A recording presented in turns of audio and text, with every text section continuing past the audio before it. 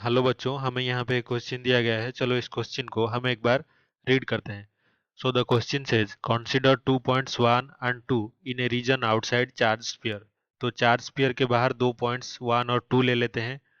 2 points are not very far away from the sphere. तो sphere के नजदीक ही 2 पॉइंट्स हैं। If E and V represent electric field vector and electric potential.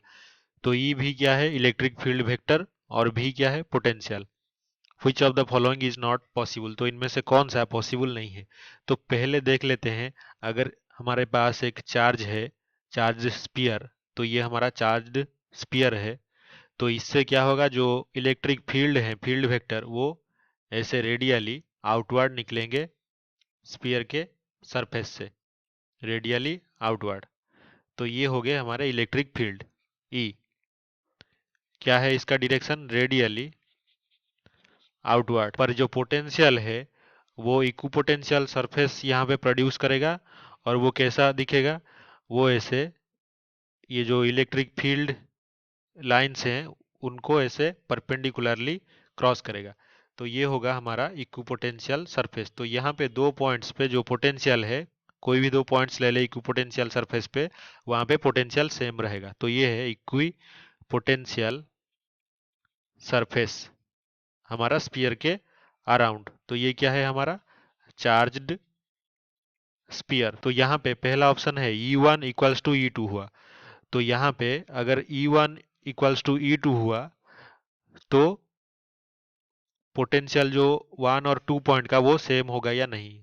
हाँ, same होगा, क्योंकि इक्विपोटेंशियल सरफेस पे अगर हम 2 पॉइंट्स ले ले तो यहाँ पे क्या है? इलेक्ट्रिक फील्ड जो है, दो नज़दीक पॉइंट ले ले तो नियरली सेम डायरेक्शन में है। और यहाँ पे जो पोटेंशियल है वो सेम है। तो ये ऑप्शन सही होगा, गलत नहीं होगा।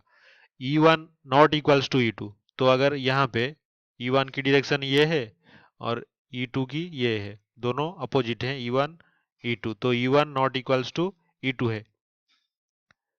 तो यहाँ पे क्या होगा? एक ऐसा सिचुएशन आ सकता है 2 पॉइंट्स का, ये अगर E2 हुआ तो क्या होगा? यहाँ पे V1 V2 जो होगा इस इक्विपोटेंशियल के बाहर, तो इलेक्ट्रिक फील्ड अलग है तो पोटेंशियल भी अलग हो सकता है। तो ये पॉसिबल केस है। और क्या पॉसिबल है? यहाँ पे जो ऑप्शन सी है, E1 not equals to E2। तो ये अगर अपोजिट जो पोल में ले ले हम, दो साइड के स्पीयर के इक्विपोटेंशियल सरफेस पे, तो E1 कहाँ पे पॉइंट कर रहा है? अप, और E2 यहाँ पे क्या? डाउनवर्ड्स। लेकिन क्योंकि इक्विपोटेंशियल है, जो V1 होगा और ये V2 होगा, ये दोनों इक्वल होंगे।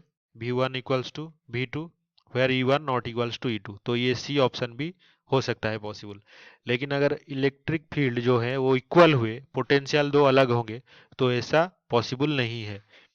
क्यों? क्योंकि जहाँ पे इलेक्ट्रिक फील्ड इक्वल होगा वहाँ पे हमें जो पोटेंशियल है वो भी इक्वल ही मिलेगा।